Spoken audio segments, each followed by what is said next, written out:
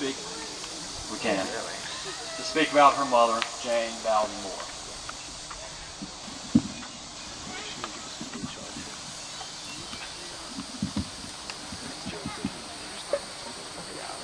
Can you hear me now? My name is Jane Bowden Moore Green. I am granddaughter of Francis Marguerite Russell Bowden and James Harris Bowden Sr. and daughter of James Daniel Moore Sr. and Jane Mayo Bowden Moore. Jane Mayo Bowden Moore passed away the early morning of November 26, 2014. When I think of my mother, many admirable characteristics come to mind, several of which I want to share with you. The first two are perseverance and determination. Mama overcame many obstacles in her almost 92 years. And here are a few examples. As a young woman, after experiencing a horrific horseback accident, she was told she would never walk again. Well, she did, and she even tap danced. She was a city gal who married a country guy.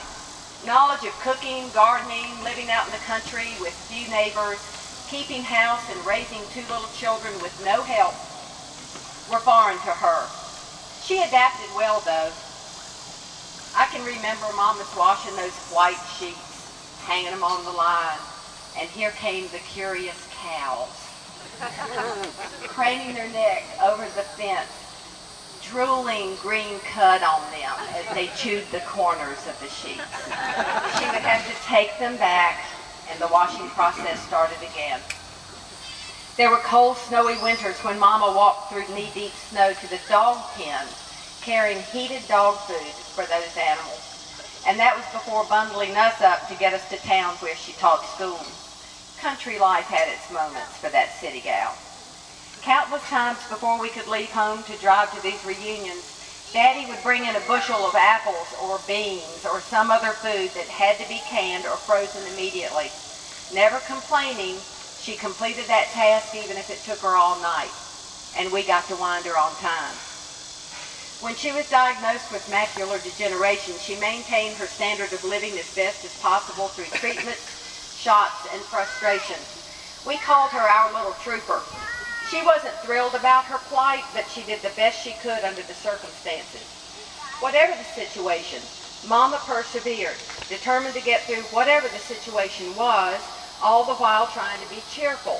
For me, she set the example of how to face adversities with dignity. Another characteristic was her intelligence. Mama was one smart cookie. A private joy of hers was being a long-time member of International Mensa. Whenever I was home, including the day before she died, we'd work together to solve word jumbles and crossword puzzles. I would recite to her the mixed-up letters of a word jumble, and after thinking about it for a bit, she would give me the correct word. Amazing. Or I would say something like, "Okay, Mama, give me a 5-letter word for whatever," and she would give me the answer. Her recall of poetry, history, literature, cultural information, songs, you name it, was amazing. And she used this overwhelming abundance of information to enhance the education of the students she taught for over 40 years. The afternoon before Mama died, her Episcopal priest came for a visit. Hillary, the priest, wanted to talk about what type of funeral service Mama might want to have. It was obvious that Mama's health was failing, and failing rapidly. Anyway, one of the questions was whether Mama wanted to be buried or cremated. Well, always the educator. Mama launched into the history of Julius Caesar and his speech after conquering Gaul. Gallia est omnis divisa in partes tres, meaning all of Gaul is divided into 3 parts. Yes, Mama wanted to be cremated, and she wanted to be divided into 3 parts. The first being scattered in Abingdon, secondly in her beloved Savannah and Tybee area, and lastly here at the Russell Cemetery. So following today's program, to comply with Mama's wishes, we will be having a short memorial service led by Bill Russell. And thanks to Carrie Russell I would like to say thank you to Carrie. Carrie has made about 200 ribboned bells for everyone to give Mama a big send-off at the memorial. So please thank Carrie for doing that. I want to... And for Bill, thank you, Bill. I won't run on and on about my mother, but will end by saying that she's the only person I have ever known who loved unconditionally. Her most wonderful characteristic. She deeply loved her family and she loved her fellow man. I have never known anyone to be more loving and giving. Jane Bowden Moore was a gift to this world. She was my best friend. And as her daughter, she is and will continue to be a tough act to follow. One more thing. I want to go back to Mama's being an educator. If you were around her very long, she probably corrected your grammar at some point or tried to teach you something. Since her death, Mama briefly appeared to me only once. And she said only one thing before she just faded out of sight. The message, and I quote, "The entrance to heaven is not as large as I thought it would be." Maybe she's trying to tell me to straighten up and fly right, which is possible. Maybe she's telling me that it is easier for that camel to get through the eye of the needle than a rich man to get into heaven, like the Bible says. But whatever the reason, since Mama's spirit said it, I guarantee she left this parting message to teach us something important. Thank you.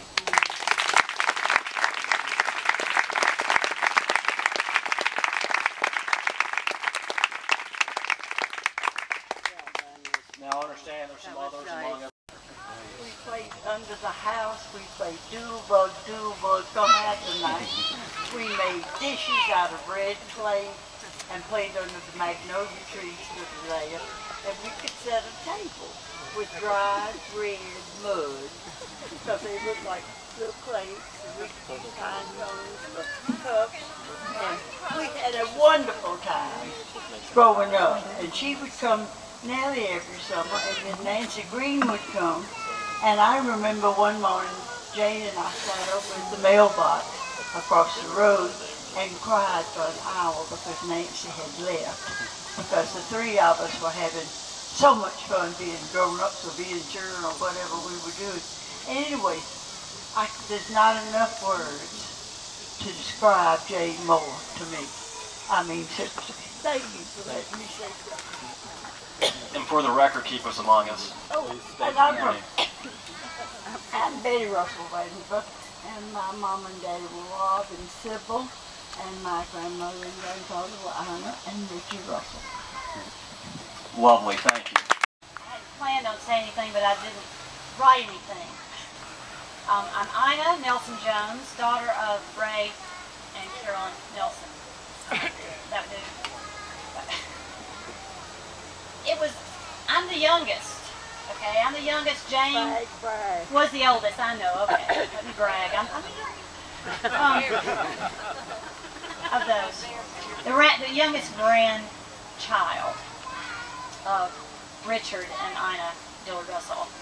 And Jane was the oldest. And it was only in recent years that I've been privileged to spend time with Jane and being able to visit her in her home and being there with Bay and with Nancy and Sally was such a treat because, you know, my age group, most of us, Missy, we were with the younger generation. I mean, those in a different generation, and I didn't always spend time with some of my older cousins.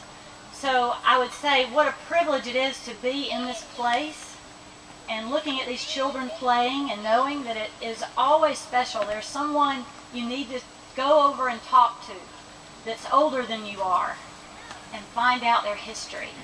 Let them teach you. And Jane was an educator. I still have that video of her doing that silly song when we were in the kitchen. You probably don't remember it. I'm going to show it to you. But it just fun things and how she grew up. And so it was a real privilege to get to know Jane better before she left. So that's a challenge to some of you younger to know the older generation. My parents Fielding and Virginia Russell, and I'm Virginia Russell.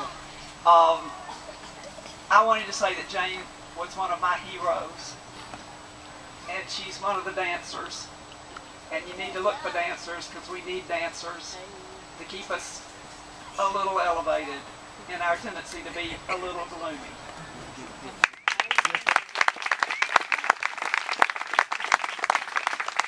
I'm Jim Bowden, son of James H. Bowden, the senior, and Marguerite Russell. She was Marguerite.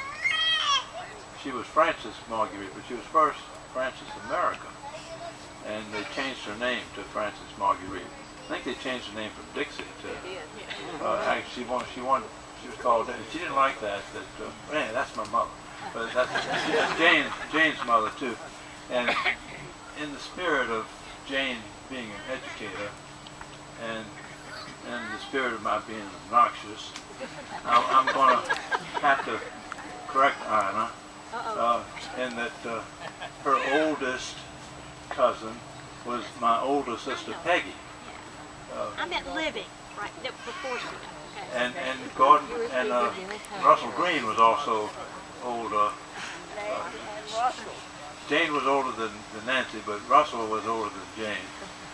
So Jane was really the third. So I'd like to say, Anna, I'm obnoxious, but in the spirit of being an educator, although I'd like to do it privately, quietly, it had to be done this way.